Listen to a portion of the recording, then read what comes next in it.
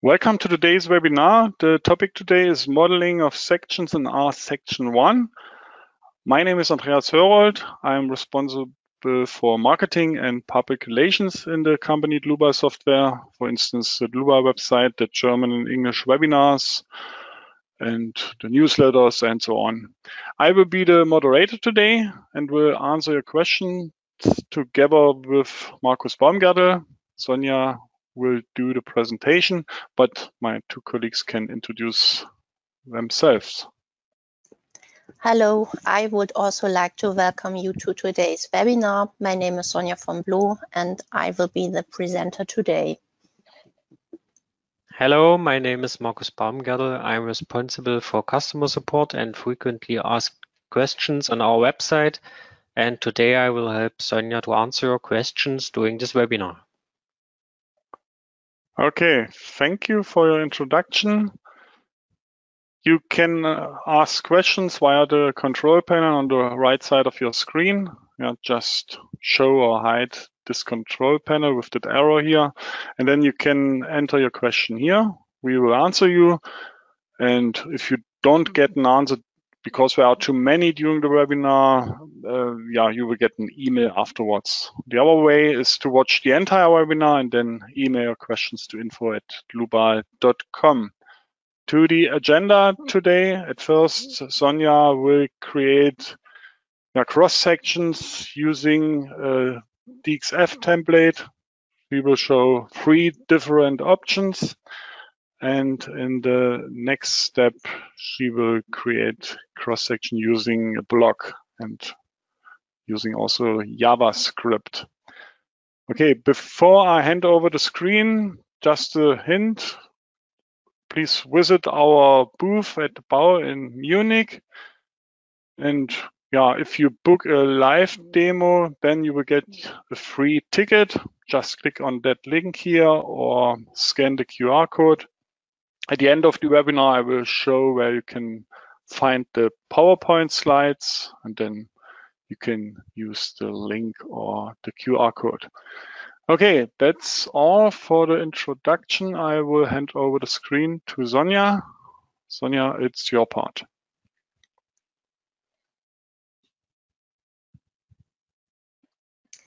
First, I want to show you how you can use DXF files for modeling. I import the DXF file via File, Import, DXF. Then I have to select the corresponding DXF file, click on Open. And now in this window, you can specify the insert point here in this area and the rotation. It's also possible to do a coordinate transformation in this area, and in addition, if you have very short lines in the DXF file, it's possible to minimize the tolerances. Furthermore, I can define the length unit of the DXF template. Furthermore, the material must be defined for the automatic generation of the cross-section. In this section Create R-section model, you have 3 options for creating the cross-section. I would like to demonstrate this to you with examples. The functions create elements automatically and use DXF template lines as center lines, already create parts and elements. Elements are required for the calculation using the thin-walled analysis and for the calculation of the effective cross-section, since only then the subpanels are available. The subpanels are required for the classification and calculation of the effective cross-section. If no elements are defined, the cross-section is treated as a class 3 cross-section in the design add-ons. The automatic creation of elements is useful if the outlines of the cross-sections are available in the DXF file. I will show you a DXF file for this. Our section then creates center lines between these parallel lines and then set the elements between the intersections. Only elements that do not exceed the maximum thickness that you can define here are created. I define here a maximum thickness of 2 millimeters. Then I have to define the material. For this, I open the material library and then I look for the desired material and I choose this. And after this, I click on OK, and the cross-section in the DXF file will be imported. Now, the parts and also the elements are created automatically from this function. You can call this function also here in menu edit. You find it here in manipulation, create elements automatically. So you can call this a function also afterwards, or if you have a file with parallel lines, you can create then the elements automatically. I would now show you the create elements on center lines function. For this, I open the import dialog again. So I go on File, Import, DXF, choose the corresponding file and click on Open.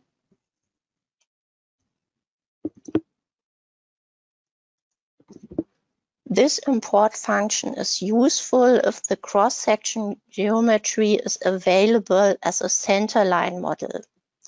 You can now see such a model here in this image. The lines of the DXF templates are considered as center lines of the elements. The thickness that you can define here will be assigned equally to all elements. I define here a thickness of 2.75 millimeters, and then I have to define also the material. For this, I open again the material library via this button, look for the wished material,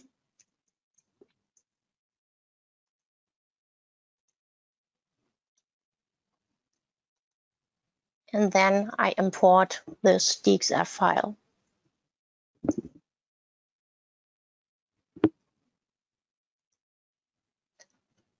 Here again, the parts and the elements are created automatically. It's also possible to use this function afterwards. You find it in a menu edit. Here again in manipulation, create elements on lines. If you have a file with lines that acts as center lines, you can create elements on it. As a third import option, I would like to show you the function create DXF template. To do this, I open the import dialog again, choose the file,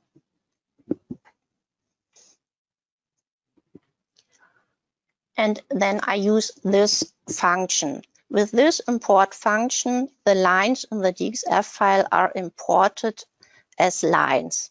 You can then use these lines as an aid for modeling. This function is useful for massive cross-sections where no elements need to be created. In addition, this function can also be used for complex cross-sections where I only want to create elements for the decisive cross-section part. I would now create such a cross-section. Then I click here on OK. Then the DXF file will be imported. And then I have to create the part. To create the part, I use the function select boundary. And here I have also to define the material. I open the material library again and look for this material. It's an aluminum material. Click on OK, OK. And then I have to select the outline where I want to create the part. And the part will be created. Then I have to create the openings. For this, I use the function select boundary for openings again. And then I click on the corresponding lines.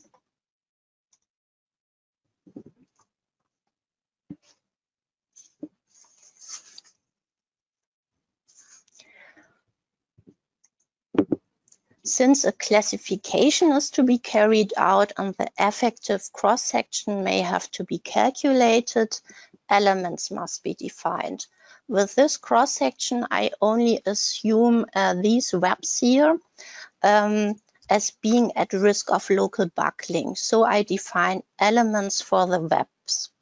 I also create elements for the flanges here because only then the support of the subpanels are created correctly and the elements are connected to each other.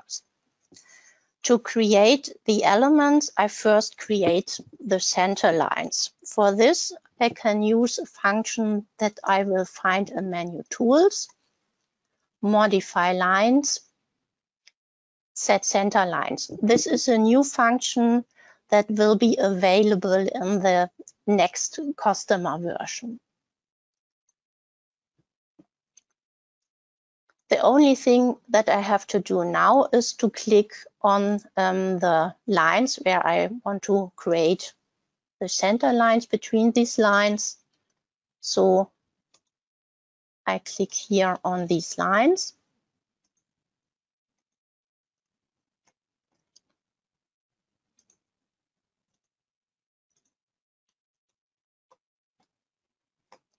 The lines now have not the correct length. To create the correct length, I use another function that I can also find in the Tools menu, Modify Lines, Create Round Corner. To create sharp corner, I define a radius of 0 millimeter, and then I have to click on the corresponding lines.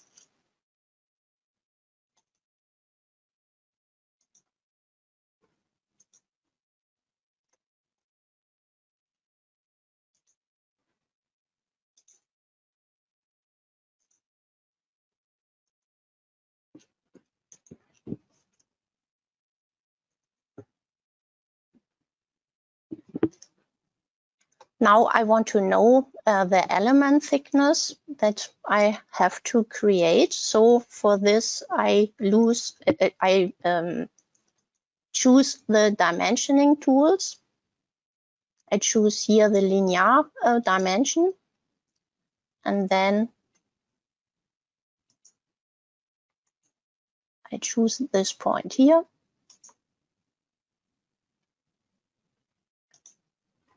In this point, the projection in Z direction, I see here, okay, this has a thickness of 1.6 millimeters. I do this also for the webs. The webs have a thickness of 1.8 millimeter. And again, for the lower flange.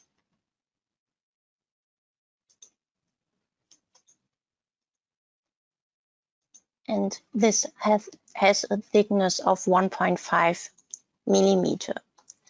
To create now the elements, I use the function that I mentioned before. You can find it in the menu Edit, Manipulation, Create Elements Online. First, I create the webs. So I define here an element thickness of 1.8 millimeter, and then I select the center lines and click on Apply.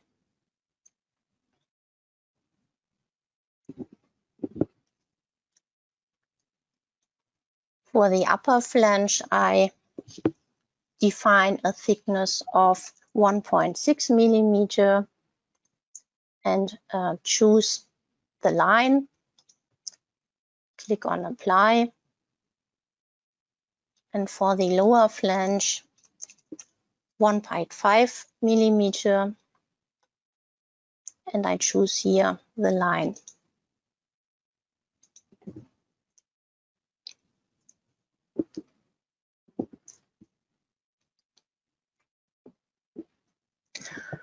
Then I want to choose the finite element analysis.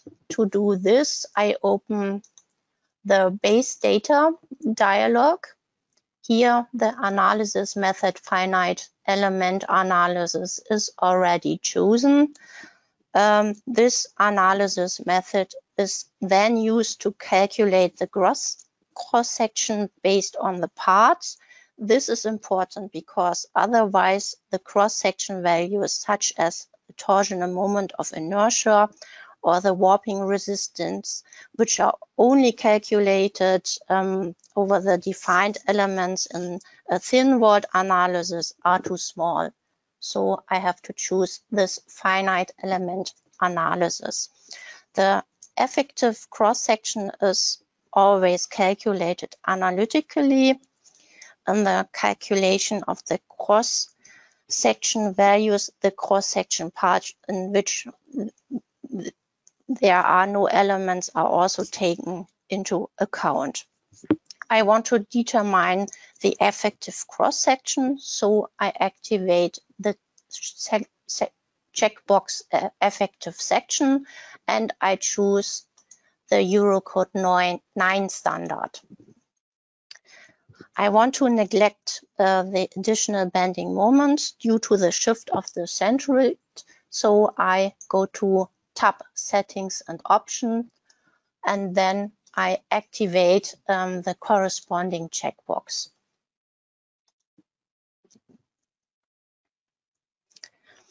Then I have to define a load case. I will do this now. So I choose New Load Case. I can give the load case a name. I call it N. Click on OK, and then I have to define the internal forces. New internal forces. And here I define a pressure about -1 kilonewton. I start the calculation now.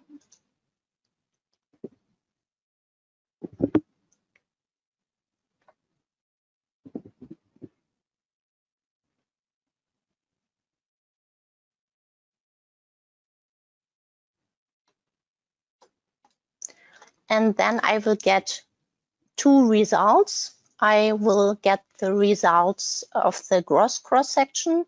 I can choose it for the graphical output here. It's a finite element analysis. Then you can see the stresses and unit stresses and so on the gross cross-section. And the numerical output is here in this table. There I can choose also the finite element analysis. Again, these are the results of the gross cross-section. If I want to see the results of the effective cross-section, I have to choose here effective thin wall analysis. Then I get the section properties, and I also get the section classification. And as I can see here in the table, the section falls into class 4 as expected. I can see here also the subpanels. And if I click onto this subpanel, I see, okay, this subpanel is classified as class 4. And I can see the details of the classification. And it's also possible to see the reduced thicknesses of this subpanel. I can see here the effective thickness and the intermediate results. And it's also possible to output the effective cross-section graphically. And if I zoom into this, I can see here the cross-section thickness is reduced.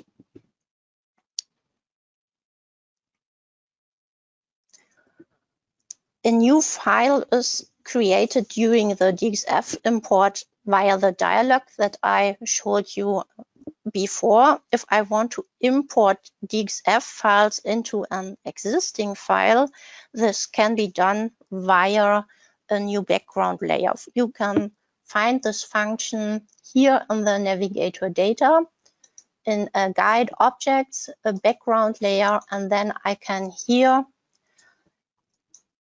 create a new background layer. Okay.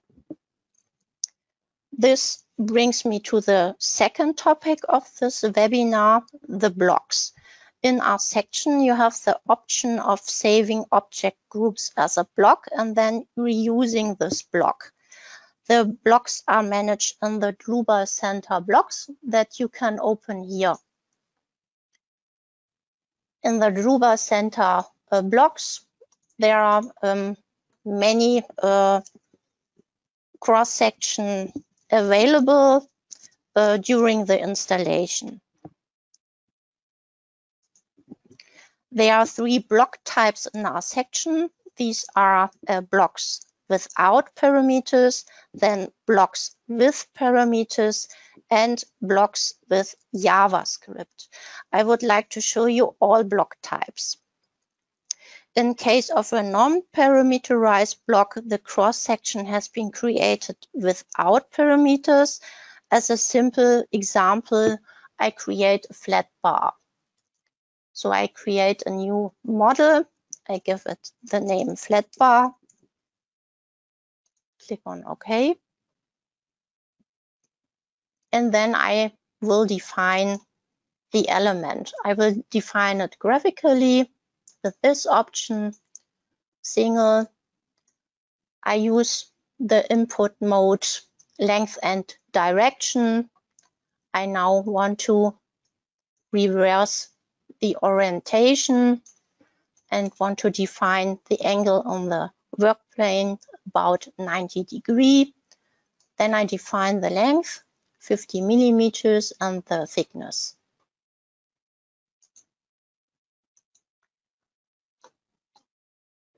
Now the part here is created and also the element. I will dimension the length and the thickness of this flat bar. So I use these functions again, linear dimension.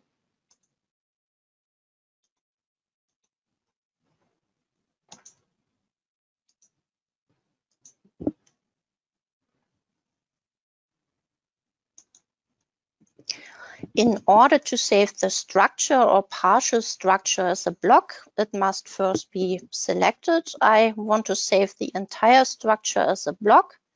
So I select now the entire structure. Then I save the function save as block. And in this new window, I have to define the block name. I name it block without parameter. And then I enter the block classification in this window, and this block classification serves as a filter so that I can find the block more easily. And a few categories have already been created here, and I choose the category thin wall section others, and then I click on OK. The block can now be inserted into any file, and I want to insert this block into the same file. To do this, I open the Dlubal Center blocks, and then I select the block that I have created, the block without parameters, and click on OK. In this tab main, I can set the insert point of the block by choosing the insert point in the graphic. Maybe I can choose this insert point. It's also possible to use this drop-down to choose the block point. And it's also possible to define the position. I can write it directly into the input fields, or it's also possible to choose it in the working window with this button. And then I go to the tab structure. Here I have the possibility to change the material. This information was read from the cross-section that I saved as a block. I don't have any other settings now, so I can click on OK to insert this block into the file. The block reference is not lost. If I go to Navigator Data, I find in the tree special objects the blocks, and here is the block, and it's possible to double click on this to open the edit window, and here I have the possibility to change the position or the insert point. So maybe I can change it here to 60 millimeters, and then this block will move in the working directory, in the working window. And I have also the possibility to use the function that are in our section. So I can use also the move copy function to move this block here, maybe 20 millimeters. And I can also use here the rotate function and so on. And it's also possible to convert this block into normal geometry. And if I do this, then the block reference is lost, and I can modify all the objects of this block, like the points and so on. Okay, I will delete this block. I don't need it anymore. I want to show you now the parametric block, and for a parametric block, the cross-section has been entered in such a way that the topology depends on parameters. In addition to the geometry, internal forces can also be parameterized. I'm going to add parameters to the flat bar I just created, and these parameters can be set in the global parameters window. I can open it here, edit global parameters. Each table row manages a parameter. The name of a parameter must consist of ASCII characters and no spaces are allowed. The parameter is addressed in the formulas via the name, and each name may only be assigned once. The unit group of the parameter is to be selected in the list. This determines whether the parameter represents a length, angle, or something else. The unit groups are organized by category in this list. I choose here length. The definition type controls whether the parameter is described by a value or by a formula. Depending on your selection, you can enter the value or the formula in the following columns. First, I create a parameter with the name DL for the length, and it has the unit group length. It's from definition type value and has a value of 50 millimeter. Then I create a second global parameter called DT for the thickness, and it has also the unit group length and the definition type value and has a value of 10 millimeter. And I click on OK. I now define the point coordinates depending on these parameters. For a better overview, I show the numbering of the points. For this, I go to the navigator display and activate the checkbox numbering. I only want to see the numbering of the points here, so I deactivate the other check boxes. Then I define the points, and the first point that's here, it has the current coordinates 0, 0. This is okay. The second point has the coordinates 0, and in the set coordinate is equal minus DL.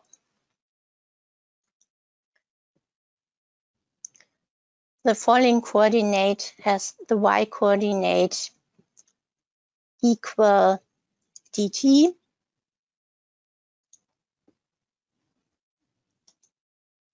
Divided by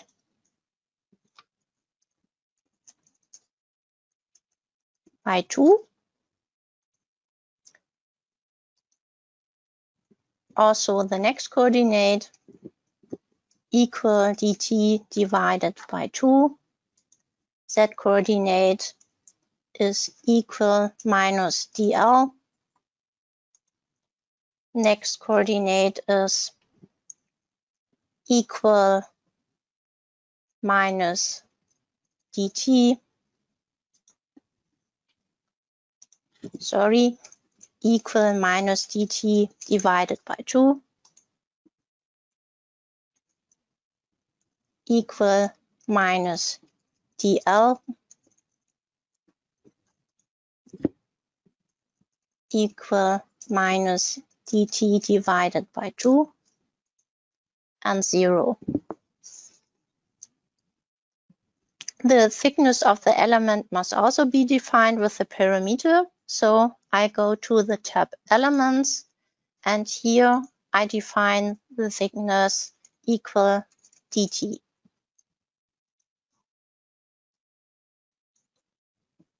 I now want to show you what's happening if I change the parameters. For this, I open the Edit Global Parameters window, and then I change here the value of the length to 40 millimeters and of the thickness to 5 millimeters. if I apply these changes, you can see now this cross-section is modified by this global parameters. I can change it back to 50 millimeter and 10 millimeter, and then I apply the changes. If I now want to save the cross-section as a block, the structure to be saved as a block must be selected. So I select now the whole structure, then I click on File, Save as Block. I give the name block with parameters, and the block categorization. Here I choose also thin wall sections, others, and then I click on OK.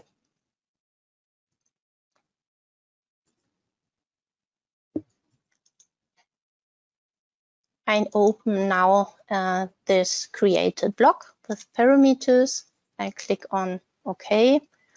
Here in the tab main, I have the same possibilities like for the other block, but here in tab structure, I have next to the possibility to change the material, the possibility to change here the defined parameters. I will do this. I define here 40 millimeter, and then I select the insert point here,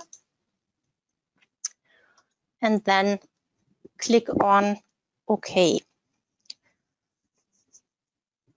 The mapping to the global parameters is lost when inserting the block. However, I can change the parameters defined in the block at any time.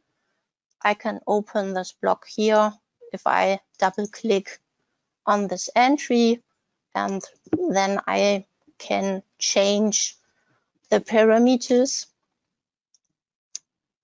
but they are not combined to the global parameters that I used for this flat bar. I can show you this if I added now the global parameters here, maybe to 60 millimeter, and if I apply the changes, then only the flat bar on the left will be modified, not the flat bar on the right. But this is also possible that I apply the global parameters to the block parameters. To do this, I open the block again, go to structure, and then I define here the global parameter DL and the global parameter DT. If I now edit the global parameters, here maybe the thickness of the elements, and click on OK, I can see that the modification is done in both cross-section. This brings me to the third block type, blocks with JavaScript. Here I have the advantage that I can add or delete structure objects. This is not possible with a parameterized block. For example, I can add a second element in a block that I've created only from one element. I won't need to save the block with two elements. However, this is possible with the blocks that use JavaScript that I want to show you now. With scripting, it's possible to create the topology, the load cases, and the internal forces. For the creation of script files, you only need an editor like Notepad++. the documentation on blocks with JavaScript can be found on GitHub. I will show you this. Here you see an overview of a function used for blocks. And the three main functions are the function global parameters, input data, and generate. The global parameters function is used to create global parameters, which, as I have already shown, can also be used on the blocks. The global parameters function is not used in my script file. The input data function is used to create the input table in the block dialog with input parameters, and the generate function is used to generate the blocks. Input variables added in the input data function can be used in this function. I will now create a JavaScript file to generate the flat bar that I've already presented. I've prepared the JavaScript here, and I will show you the function input data first. And in this input data function, a category can be created in the blocks input table using the category function. The categories geometry and materials are created here. The input parameters DL and DT are created here in the category geometry. In the generate function, I open it here, the points, the lines, the part, and the elements are generated. A list of the available JavaScript commands can also be found in GitHub. I open it here, and you can see here all the JavaScript commands. I open again my JavaScript file, and then I want to explain how to create points. Here I create the points, and you can see here the description on GitHub. To create a point, I have to use this point. Then I have to define the number of the point, and then the coordinate Y and the coordinate Z. I do this for my 6 points. It's like for the parameterized input. I use here the variables that I can input here in this input data. Then I create the lines. For this, I create the line and then a function to set the parameters of the line. So here I set the line with number 1, and this line is from point 3 to point 4. The second line is from point 4 to point 5. Then I will show you the creation of the parts. Here I create the parts, and here I create the part via the boundary lines. The boundary lines are the 4 lines that I've created here. Then I have to define the elements, and for this I create the elements first, and then I create a function to set the parameters of the elements.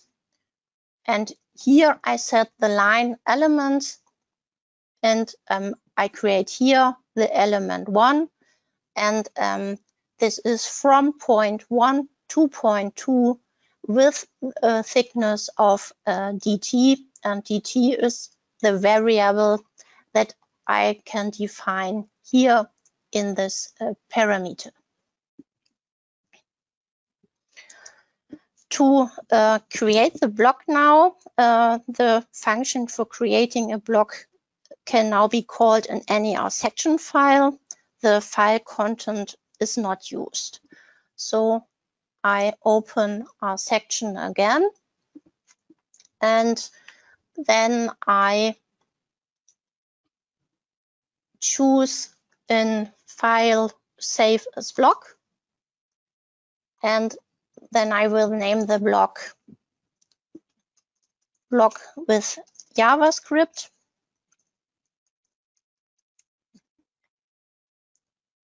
I choose the block category thin wall section others, and now I have to choose the JavaScript file that I've created and shown you before. And then I click on OK.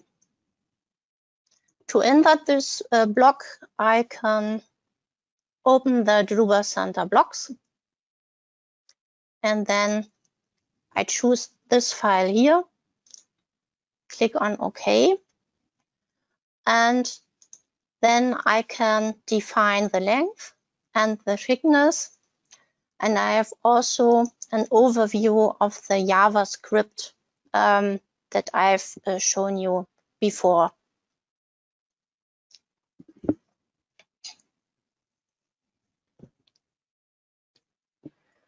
The advantage of being able to add structure objects is not apparent in this simple example. I would like to show you this with a more complex example of a U section. And the U section should be able to be created with and without a specified number of screw holes.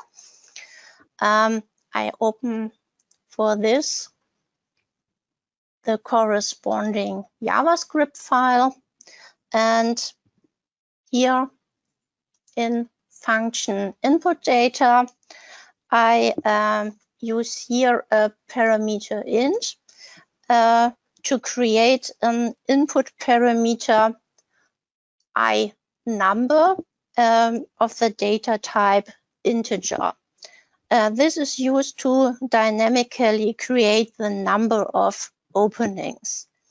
Under the category geometry, I create also the input parameters DE for the distance and the input parameter DD for the diameter of the opening. And both parameters are created dynamically via the multiplicity counter I number. That's here. I had already imported this JavaScript block, and I will show you this here. I create a new block and I choose this block now. And if I now here go to structure, I have here the possibility to define the height, width, and thickness. You can see here also this cross section that will be created in the graphic on the right. And here I have also the possibility to hide the numbering. Here I can modify the height maybe to 250 millimeter. And here I have the possibility to modify the number of openings. Now the cross section is created without openings, but I have here the possibility to add an opening, and for this I have to define the distance E1 and D1. You can see it here on the right, what's E1 and what's D1. So I can modify this a little bit, maybe to 20 millimeter, and I can show you the dimension with values and not with symbols. And I have also here the possibility to add just more openings. That brings me to the end of the webinar. I hope it helps you working with DXF files and blocks. I now give the floor back to Andreas. Okay, thank you, Sonja, for this nice presentation. I think the attendees could see how easy it is possible to create cross sections in our sections. Just download our trial version if you don't already work in our section. I would like to hand over the screen again, just a moment.